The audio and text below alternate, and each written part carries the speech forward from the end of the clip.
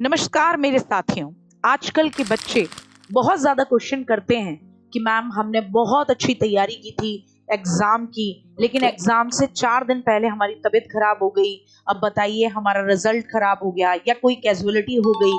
अब बताइए हमारी पूरी मेहनत बेकार चली गई, मेरा क्या कसूर।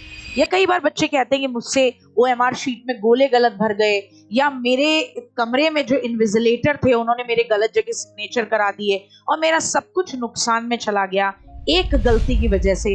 ऐसी एक गलती तो माफ होनी चाहिए थी। मैं भी एक जॉब डिजर्व करता था। और जीवन में भी तमाम कई ऐसी बातों के लिए आप लोग हमेशा परेशान रहते हैं कि मेरी एक ही तो गलती थी, उसका मुझे इतना बड़ा खामियाजा क्यों भुगतना पड़ा। तो एक गलती कितना बड़ा कारण बन सकती है, खामियाजा भुगतवा सकती है, इसको मैं आज आपको एक कहानी के माध्यम से समझाऊंगी। जरा ध्यान से सुनिएगा क्या है कहानी। एक बार क्या होता है, एक आदमी होता है बहुत जेन्युइन, आप उम्र मान लीजिए 20 से लेकर 22 साल की नौजवान। अभी अभी जॉब छूटी है। जॉब छूटने के बाद बड़ा परेशान है कि मालिक ने, यार मैंने इतने साल इसके यहाँ काम किया ईमानदारी से और इसने मुझे निकाल दिया। कारण क्या है कि मालिक ने कहा कि भाई देख, यहाँ पर थोड़ा सा ये जो तराजू है इसके नीचे तू थोड़ा सा कुछ लगा दे, सिक्का विक्का चिपका दे, जिससे थोड़ी डांडी मार लें अपन, यानी कि थोड़ा मेरा माल बच जाए। उसने कहा देखो मैं तो ईमानदारी से काम करने वाला व्यक्ति हूँ। बहुत सालों पहले मेरी माँ ने मरते मरते मुझे ये कहा था कि ईमानदारी से बेटा रोटी कमाना।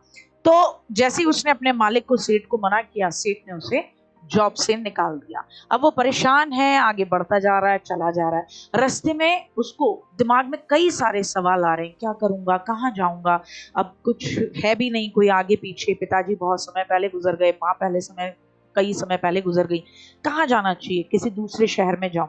ऐसे सोच के वो शहर से बाहर की तरफ चलता है।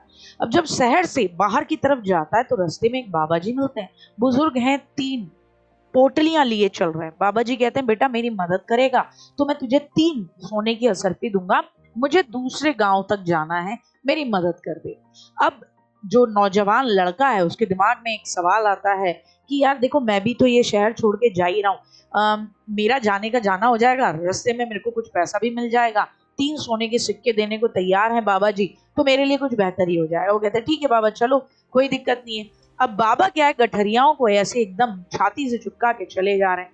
अब लड़के को लगता है कि पता नहीं क्या बात है, फिर कहता है छोड़ ना, जाने दे, अपन को क्या मतलब है कि बाबा की पोटली में क्या है। चले जाते हैं, चले जाते हैं, चले जाते हैं। आगे जब चलते हैं तो देखते हैं कि भाई एक नदी पड़ती है। तो बाबा जी कहते हैं कि भाई बेटा तुम एक काम करो, तुम एक पोटली ले लो मेरी, जिससे क्या होगा कि जब ये नदी पार करेंगे तो 2 पोटलियों के साथ तो मैं करूंगा, भारी वाली पोटली तुम ले लो ताकि मैं भी तुम्हारे साथ साथ चल पाऊंगा और ये नदी पार कर लूंगा, मैं बड़ा बुजुर्ग हूँ। वो बच्चा कहता है, नौजवान युवक, ठीक है बाबा मैं ले लूंगा, लेकिन बेटा मैं तुम्हें इसके बदले 3 सोने की मुद्राएं, अशर्फियां और दूंगा। लड़का खुश हो जाता है, बोले मैं तो वैसे भी एक कर्टसी में, एक बड़े बुजुर्ग हैं इसके नाते मैं तो वैसे भी ले लेता बाबा, लेकिन तुम 3 सोने के सिक्के और दोगे तो बहुत ही अच्छी बात है।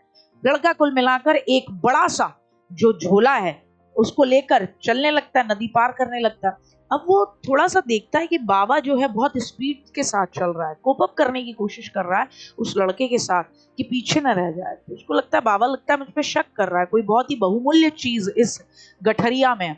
तो पूछ लेता है, बाबा बुरा ना मानो तो बताओ इस गठरी में क्या है। तो बाबा कहते हैं बेटा इसके अंदर ना तांबे के सिक्के हैं। तो लड़का कहता है ठीक है। अब बाबा धीरे धीरे संग में चलते हैं, आगे थोड़ा लड़का चल रहा है, पीछे पीछे वो लड़का, ये बाबा चल रहे हैं। अब पहुंच जाते हैं, दोनों नदी क्रॉस कर लेते हैं। बाबा की चेहरे को देखकर लगता है कि नदी पार करने के बाद उनके राहत की सांस लिए, चेहरे पे एक सुकून दिखता है। लड़के को लगता है कि बाबा है ना शक कर रहे हैं, यार बाबा इसीलिए भाग भाग के मेरे संग चलने की कोशिश कर रहे हैं कि मैं कहीं उनकी गठरी न ले जाऊं। तो कहता है बाबा मैं ईमानदार हूँ, बिल्कुल निश्चिंत रहो, मैं अभी अभी एक जॉब छोड़ के आया हूँ जिसमें मैं 5 सालों से काम कर रहा था। तो कहता है कारण देखो बाबा वही है ईमानदारी, और आप मुझ पर भरोसा कर सकते हो। बाबा कहता है ठीक है बेटा, कोई दिक्कत की बात ही नहीं। अब दोनों जने आगे चलते चलते तो फिर क्या होता है, एक बहुत ही खाई का सा एरिया आता है। अब बाबा कहते हैं कि बेटा मैं तो इतना नीचे उतरूंगा नहीं, ये एक भारी सी पोटली और है मेरे साथ और एक छोटी सी पोटली भी है। अब तुम एक काम करो, मैं कहीं फिसल ना जाऊं बैलेंस बनाने के चक्कर में, क्योंकि मैं तो बुजुर्ग आदमी हूँ, तो तुम ये दूसरे नंबर की जो छोटी सी पोटली है इसको भी ले लो। अच्छा, ये जो दूसरी पोटली थी ये पहले वाली से थोड़ी सी छोटी पोटली थी, लड़का कहता है ठीक है बाबा मैं ले लूंगा। अब लड़के के पास 2 पोटली है, एक सबसे बड़ी पोटली है, एक थोड़ी उससे छोटी पोटली है। अब लड़के को समझ में आता है कि शायद इसमें भी सिक्के होंगे, लेकिन फिर भी वो पूछ लेता है जब दोनों उतर रहे होते हैं घाटी में कि बाबा इसमें है क्या? तो बोले बेटा इसके अंदर ना चांदी के सिक्के हैं। बोले हाँ ये भी भारी सी लग रही है। बोले हाँ बेटा ये भी भारी है, चांदी के सिक्के हैं इसके अंदर।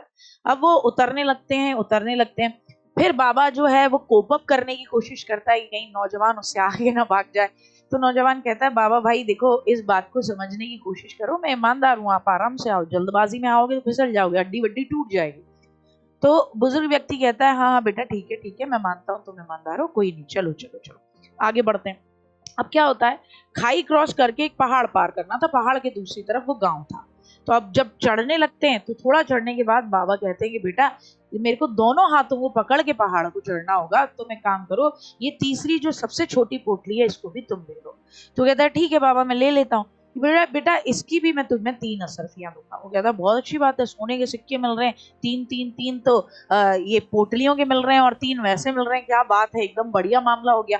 वो चलने लगते हैं। अब पहाड़ आधा ही चढ़ा होता है, बाबा अब बुजुर्ग आदमी धीरे धीरे पकड़ पकड़ के चढ़ रहे हैं, लड़का यूं ही चढ़े जा रहा है तीनों पोटलियों को लिए।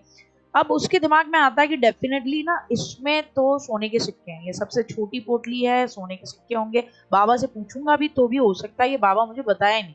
तो जैसे ही वो आधा पहाड़ चढ़ता है उसके मन में एक बार जीवन में लालच आता है, बुरे ख्याल आने लगते हैं कि अगर मैं लेके भाग जाऊं तीनों पोटलियां कितना मजा आएगा, बाबा तो मेरे को पकड़ भी नहीं पाएगा, ना बाबा मुझे जानता है ना मैं बाबा को जानता हूँ, दोनों एक दूसरे से अनजान हैं और बाबा मुझे खोज भी नहीं पाएगा, मैं फटाफट फटाफट पहाड़ पे चढ़ूंगा और दूसरी तरफ पहाड़ क्रॉस कर लूंगा। तो अपनी धीरे धीरे गति बढ़ाता है।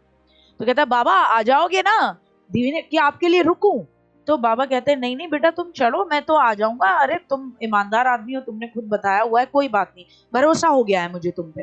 बोले ठीक है बाबा मैं ऊपर पहाड़ पे पहुंच के आपका इंतजार करूंगा, आप आगे। अब वो वहां से ऐसी स्पीड पकड़ता है कि फटाफट फटाफट पहाड़ चढ़ता उतरता सीधे अपने घर जाके तीनों पोटलियों को लेकर पहुंचता है। अब पोटली खोलता है, सबसे बड़ी पोटली के अंदर मिलते हैं बड़े बड़े पत्थर। दूसरी पोटली खोलता है, उसमें उससे छोटे पत्थर थे। तीसरी पोटली खोलता है, लगता है इसमें तो डेफिनेटली सोने के सिक्के ही होंगे क्योंकि बुड्ढे ने इसको मुझे सबसे एंड में दिया था। जब खोलता है तो उसके अंदर एक पेपर मिलता है जिसमें लिखा था कि अगर तुमने ईमानदारी के साथ मुझे पहाड़ क्रॉस कराया होता तो आज तुम इस देश के राजकुमार होते, क्योंकि मैं कोई और बूढ़ा बाबा नहीं हूं, मैं इस देश का राजा हूं, मैं निसंतान हूं, मेरे पास कोई संतान नहीं है, तो मैं एक ईमानदार राजकुमार अपनी प्रजा के लिए ढूंढ रहा था। तो आज अगर तुम ये पोटलियां लेकर भागे नहीं होते और तुमने ईमानदारी दिखाई होती तो तुम्हारा भविष्य कुछ और होता। अब तीनों पोटलियों में पत्थर पड़े हुए हैं और उसकी अकल पर भी पत्थर पड़ गए थे। अब वो फूट फूट कर रोने लगता है कि पूरे जीवन भर मैं ईमानदारी के साथ जीता रहा, ये एंड टाइम पर जो मेरे मन में लालच आया ना, इसने मेरा पूरा का पूरा जीवन बर्बाद कर दिया। तो याद रखिए कभी अभिमान और लालच या किसी भी तरीके की गलती को ये ना कहें कि एक बार ही तो करिए, हमें माफी मिल जानी चाहिए।